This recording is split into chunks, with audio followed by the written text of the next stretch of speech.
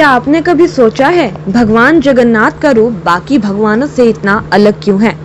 न हाथ ठीक से दिखते हैं न पैर, आंखें इतनी बड़ी कि कभी झपकती ही नहीं।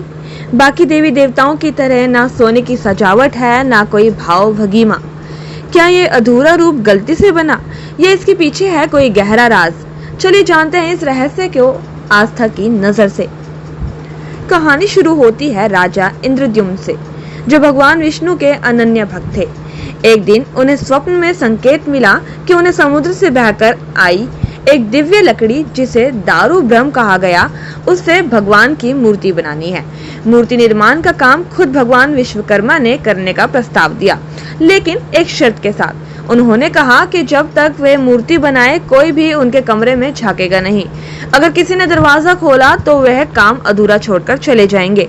राजा ने ये शर्त मानी। विश्वकर्मा जी ने दरवाजा बंद कर लिया और मूर्ति बनानी शुरू करी। कई दिन बीत गए, 7 दिन, 14 दिन, फिर 21 दिन, लेकिन कोई आवाज नहीं आई। राजा को शक हुआ कि अंदर कुछ गलत तो नहीं हुआ। अधीर होकर उन्होंने दरवाजा खोल दिया। अंदर का दृश्य देखकर वे चौंक गए और विश्वकर्मा अंतर ध्यान हो गए और 3 अधूरी मूर्तियां वहां रखी थी, भगवान जगन्नाथ, उनके भाई बलभद्र और बहन सुभद्रा की। इन मूर्तियों के हाथ पांव नहीं थे, चेहरे गोल थे और आंखें बेहद बड़ी। राजा दुखी हो गए, लेकिन तभी आकाशवाणी हुई और आकाशवाणी में बोला गया, हे राजन, चिंता मत करो, यही मेरा सच्चा स्वरूप है। मैं अब इन्हीं मूर्तियों में वास करूंगा और तब से आज तक यही रूप जगन्नाथ के नाम से पूजित होता है।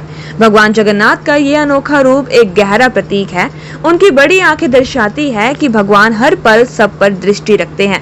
पलकों का ना होना ये बताता है कि भगवान कभी सोते नहीं, वे सदैव जागृत रहते हैं। मूर्ति में हाथ पांव ना होना दर्शाता है कि ईश्वर कोई सीमित शरीर नहीं, बल्कि एक विराट निराकार शक्ति है, जिन्हें किसी एक रूप में बांधना संभव नहीं। यह हमें सिखाता है कि ईश्वर की पूजा में बाहरी रूप से ज्यादा भीतर की भावना और भक्ति का महत्व होता है।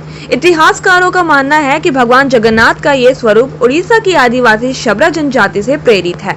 वे लोग लकड़ी की मूर्तियां बनाते थे, बिना हाथ पैर, साधारण चेहरे और बड़ी आंखों के साथ। जब वैदिक परंपराओं और स्थानीय आदिवासी आस्थाओं का मेल हुआ तो ये स्वरूप एक सांस्कृतिक संगम का प्रतीक बन गया, एक ऐसा रूप जो सादगी में दिव्यता को दर्शाता है। इसके पीछे एक व्यावहारिक वजह भी है। भगवान जगन्नाथ की मूर्ति नीम की लकड़ी से बनती है, जिसे हर 12 से 19 साल में बदला जाता है। इस प्रक्रिया को नव कलेवर कहा जाता है। अगर मूर्ति बहुत जटिल होती तो उसे बार बार बनाना मुश्किल होता, इसलिए सरल और ठोस रूप चुना गया। इसलिए इसका रूप